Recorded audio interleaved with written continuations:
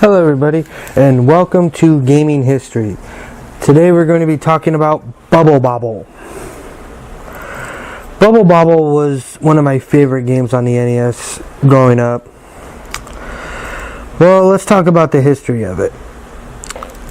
Bubble Bobble was originally released by Tatio, distributor by Romstar for the US, publisher Tatio. The designer of the game was Fukio Matsui. Composer was Tadashi Kimijima. It originally appeared on the arcade and since then has been on various platforms. The release date was August 1986. It's considered an arcade/comical action platformer. The arcade system main CPUs were the 2X Z80 at 6 MHz, the Z80, which is at 3 MHz, and the M6801 for 1 MHz. The sound CPU was a YM2203 at 3 MHz and the YM352-6 at 3 MHz. The display was raster standard resolution 256 x 224 horizontal and 256 colors.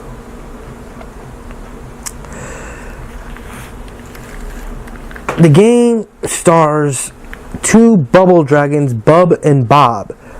It tasks the player with traveling through 100 stages, blowing and bursting bubbles, jumping on and off blown bubbles to navigate level obstacles, dodging and eliminating enemies, collecting a variety of items, including some that are power-ups and significant bonuses. For example, some of the wrapped candies allowed Bub and Bob to move faster, blow the bubbles faster, blow bubbles longer, and the other items such as umbrellas allowed you to skip numerous levels, moving closer to the final level. The game was so popular that it led to a very long series of sequels and spin-offs. The main goal of the original game was to rescue Bub and Bob's girlfriend through the Cave of Monsters. It was also one of the early examples of games with multiple endings, and the multiple endings would depend on the player's performance and discovery of its secrets and whether or not you played with one person or two. Baron von Blubba is the main antagonist of the game. He has kidnapped Bubby and Bobby's girlfriends, turned the brothers into bubble dragons, which forced them to go through the Cave of Monsters in order to rescue them. In the game, each player controls one of the two dragons. You can move along the platforms, fall to the lower ones, and jump onto higher ones or even over gaps. Each level is limited to a single screen with no scrolling. However, if a screen has gaps on the bottom edge, players can fall through these and reappear at the top.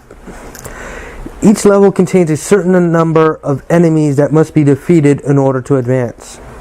The player must blow bubbles in order to trap the enemy and then burst these bubbles by colliding with them.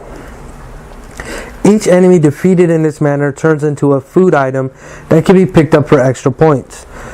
Defeating multiple enemies at once awards you with higher scores, causes more valuable food items to appear. All bubbles float for a certain length of time before they burst on their own. You can jump on these bubbles and ride them to otherwise inaccessible areas. And special bubbles occasionally appear that can be burst to attack enemies with either fire, water, or lightning. Furthermore, if the player collects letter bubbles that form the word extend, you earn a bonus life, and both players immediately advance to the next level. Enemies, like say if you put them in a bubble and then don't pop them, the enemies turn quote-unquote angry, turning red and going a lot faster. It also, if you spend too much time at a certain level, they also tend to get angry. And if they're the last enemy there, they are immediately angry. But if you spend way too long at one level, you face a undefeatable enemy. The only way to get past this undefeatable ghost is to finish the level. Now on the 100th and final level, you face Baron von Blubber. Extremely easy boss to beat, but the main thing is it had multiple endings. If you played by yourself, it tells you that the game has not truly ended and gives you a hint, come here with your friend. Now, if you and a friend complete the game together, you see a quote-unquote happy end in which the brothers are transformed back to their human selves and reunited with their girlfriends. The ending also includes a code that, when deciphered, allows the game to be played in a faster, more difficult super mode. If you can complete this mode with 2 players, you get the second happy ending, in which you find out that Super Drunk is revealed to be the brothers' parents under the control of some outside influence. The brothers then return to normal, are reunited with their parents and girlfriend.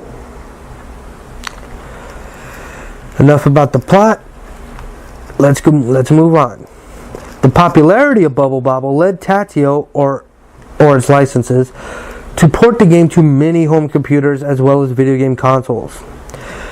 The ports of these releases are the Commodore 64, the ZX Spectrum, the Amiga, the Atari ST, the MSX2, the Amstrad CPC, the X68000 PC, both DOS in 1989 and 1996, the Apple II, FM Towns Marty, never heard of that one, okay, the Master System, Game Boy, Game Boy Color, PlayStation, Sega Saturn, NES, the Famicom Disk System, Game Gear, multiple phones on Sprint PCS, and Ultracade Tatio Arcade Classics. Whew. Of the original 8 and 16-bit ports on the MX2, NES, Game Boy, and Master System, those ones were made by Tatio itself, although the Master System was distributed by Sega, of course. The Game Gear port, which emulates the Master System version of Bubble Bobble, was done by a South Korean developer, Open Corporation. The Commodore 64, Spectrum, and Amiga versions were developed by Software Creations and published in the UK by Firebird Software.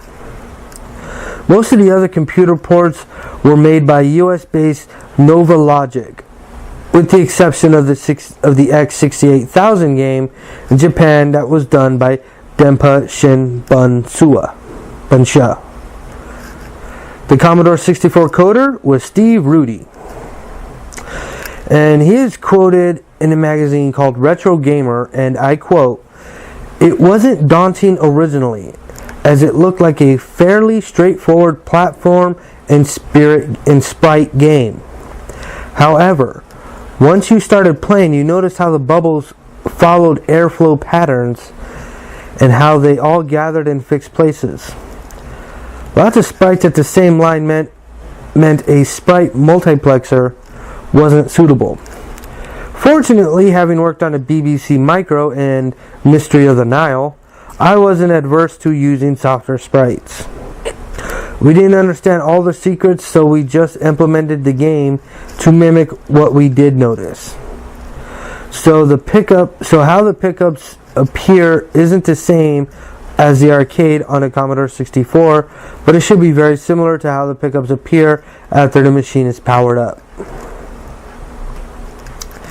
The Sega Master System and Game Gear version is noted for having 200 levels. In effect, the normal and the super modes consecutively. It is considered to be one of the best conversions available. This version was originally released as Final Bubble Bobble in 1988 for the Master System in Japan. When it arrived in Europe 3 years later, the title was shortened to Bubble Bobble. The game was never released for the Master System in North America. The Game Gear being instead the platform in the region for this particular version of Bubble Bobble. The X68000 version of Bubble Bobble includes a secret Psy-Bubblin mode, which contained 20 extremely difficult levels with characters changed to those of Saivalion, which is another game designed by Fukio Matsui.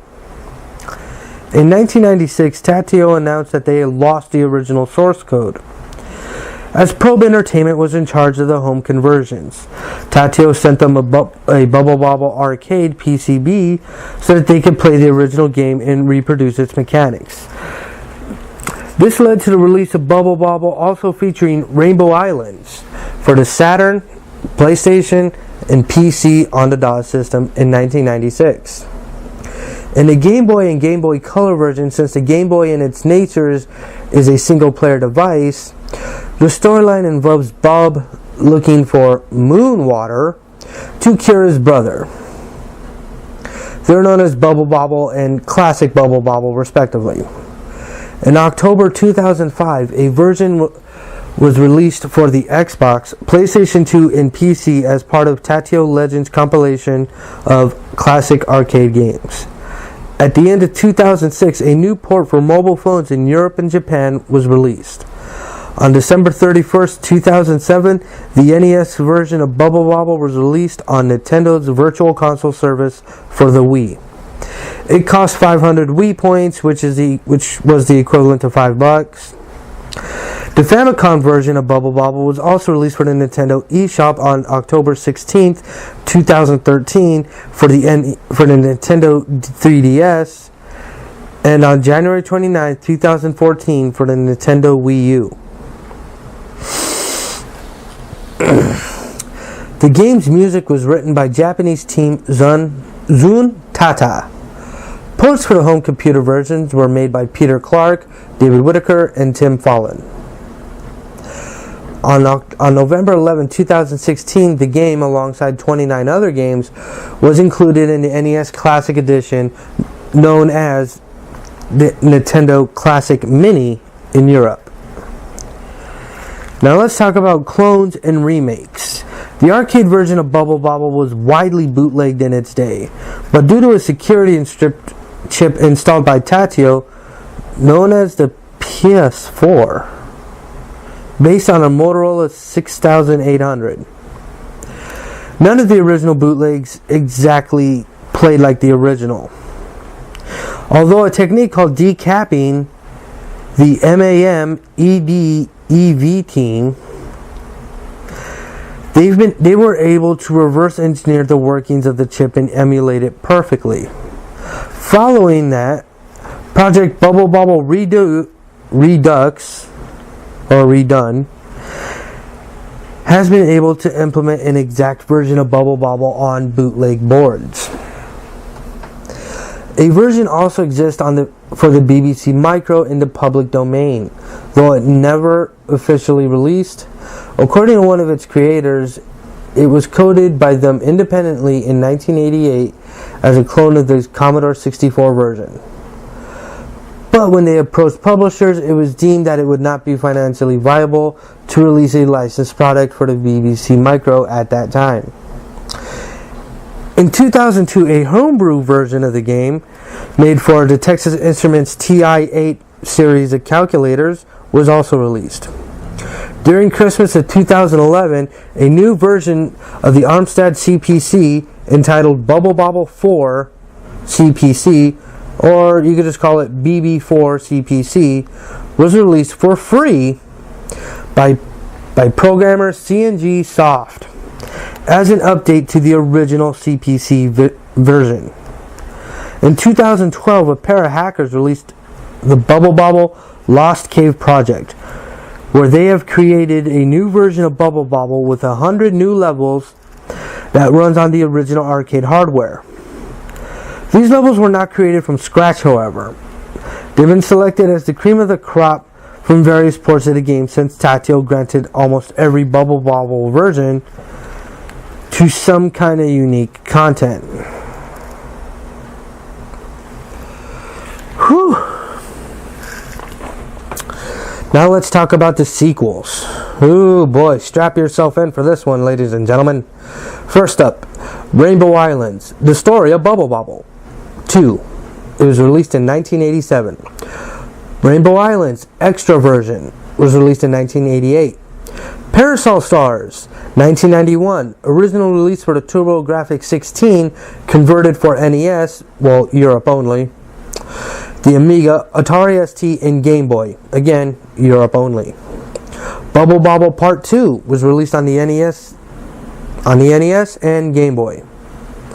Bubble Bobble 2 Worldwide, known as Bubble Symphony, Europe, Japan, and the US, 1994 in the arcade, and Sega Saturn in Japan only.